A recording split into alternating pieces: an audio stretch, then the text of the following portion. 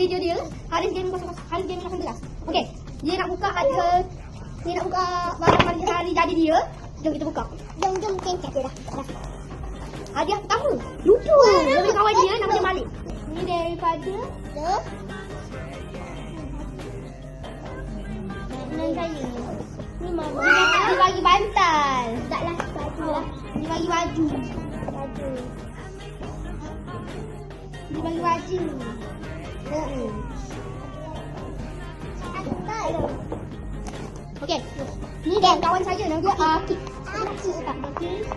Akif.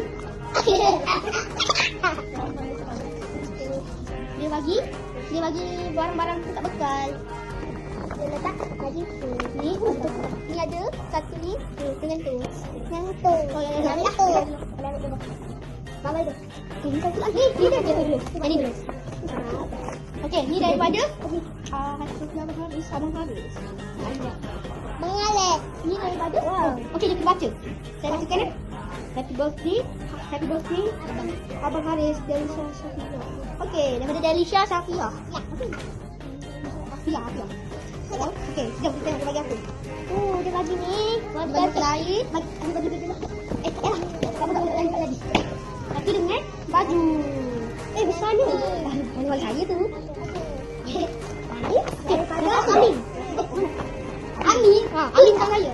Amin dah header. Ni dia dapat ni. Ni pula. Macam ni. Okey, sini. Lagi dengan warna.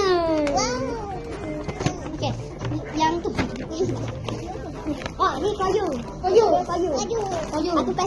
Satu paket apa itu? Ini pula. Tiger kita. Okey, ni pula. Daripada siapa ni? Daripada Mak Yong. Siapa ni? Mak Yong. Daripada Amanda. Daripada dia ni. Dia ni. Amanda ni.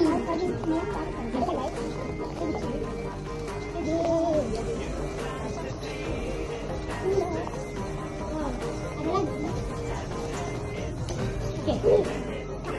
Kita ambil buka kan? Ambil buka. Tadi dah kot. Kalau buka, ada ni. Maksud kan?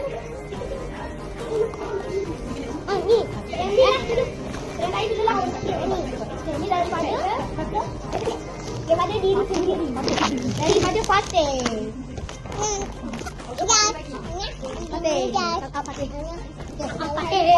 Ni daripada Haris. Ni ada lagi. Ni Koyum kan? Koyum punya juga ni. Kita lupa nak ambil ni. Lawyer sikit. Ni bulat tak ada. Ni dari nenek saya. Ni daripada nenek kita. Okey. Okey, sini saya buka petak ya. Okey, dia bagi. Dia bagi. 200. Dia bagi 200.